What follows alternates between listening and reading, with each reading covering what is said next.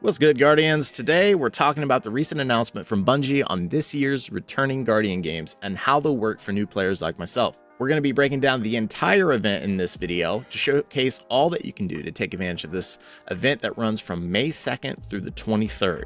But before we get started, I'd like to ask that you leave a like on this video, as well as share it with your fire team, maybe subscribe, and jump with me down in the comments to discuss your favorite class to represent in the Guardian games, as this will help my channel grow and helps encourage longer form content like this that I try to keep up every week.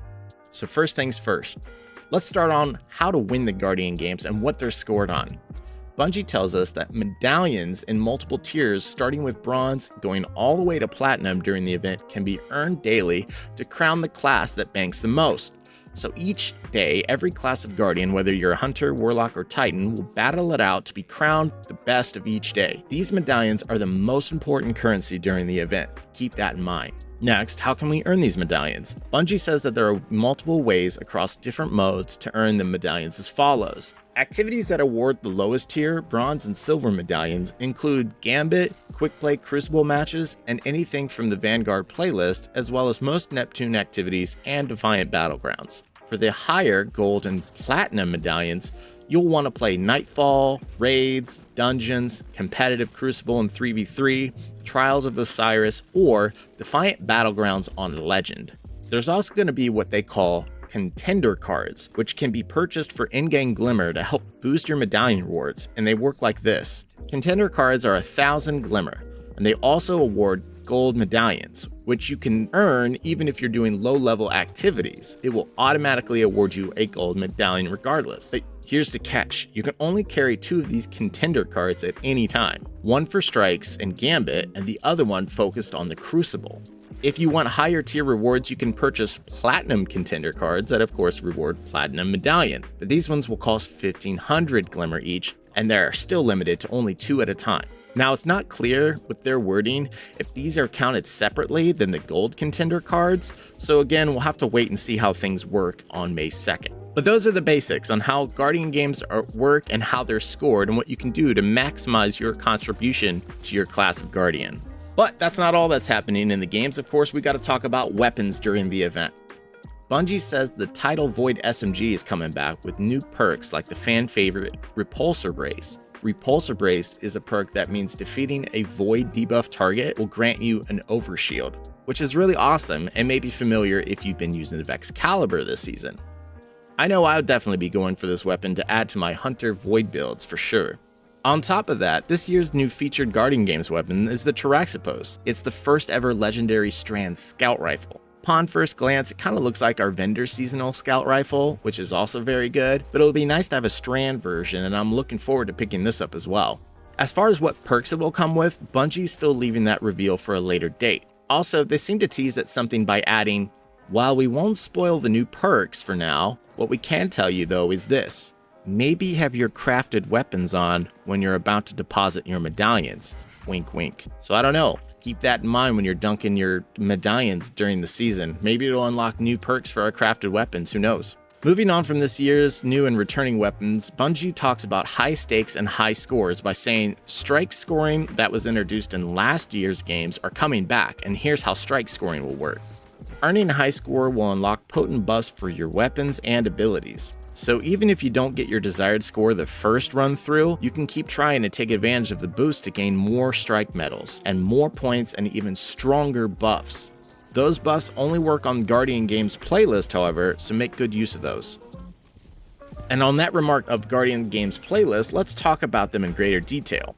Bungie says that the Guardian Games will feature 2 split strike playlists. The Guardian Games Ops playlist and the Guardian Games Ops Competitive playlist. Both playlists are available with regular matchmaking and with class-based matchmaking that'll earn you additional rewards. Class-based is obviously what they mean by matchmaking with the same type of Guardian that you are, whether that's Titan, Warlock, or Hunters. The competitive playlist will also feature a non-matchmaking option if you want to compete with your own pre-made fire team.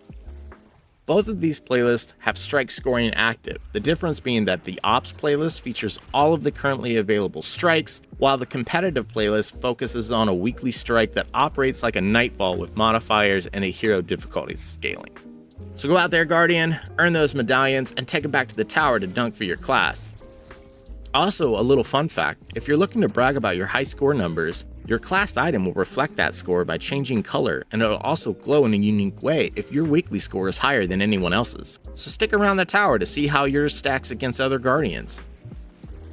Now that we've discussed the PvE playlist, let's move on to the additions to PvP during the event.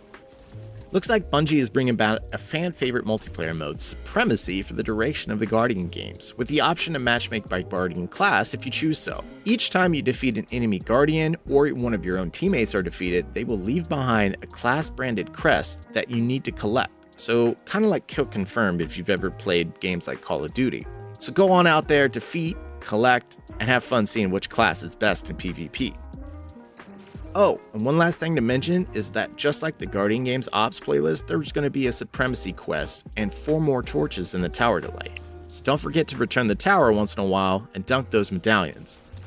Now that we've discussed everything about the Guardian games when it comes to the gameplay, medallions, torches, and this year's rewards, let's talk about the event card. The event card is going to serve as a way to track your progress throughout the event by giving you challenges that award additional rewards in the Guardian games, like 2 new exotic emotes. Completing every challenge during the event will also award you a brand new title of Champ. You could also guild this title during the event if you want to.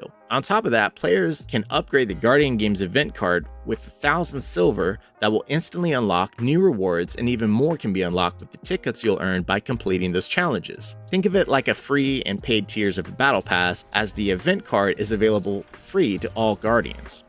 Also, don't worry if you can't upgrade your challenge card right away. Bungie says that you can upgrade it at any time before May 23rd to receive all the benefits of an upgraded event card. One final note, if you feel inclined to take a part of the Guardian Games Cup tournament this year, the winners will be submitted so that their Guardians can be featured in an assortment of art, as well as a pendant and unique banners, as well as some Bungie store discount. This is an overall good cause, raising money for charities, and if you feel like signing up, I'll leave a link in the article down below. Well, that's all I have for you this time, Guardians. I know that was a lot of information, but I wanted to make sure to cover all the bases, as this will also be my first time competing in the annual limited time event. So gather your fire teams, matchmake with your class, collect your medallions, and dunk them at the tower, and remember to have fun competing. If you've made it this far into the video, I'd like to ask that you remember to leave a like, subscribe, and share this with your fire team. You can also jump into the comments and tell me which Guardian class you'll be representing in this year's Guardian Games. I'll also leave a link in the description if you want to join a Discord server about Destiny, or you're looking for one. Stay safe out there, Guardians, and I'll see you in the next one.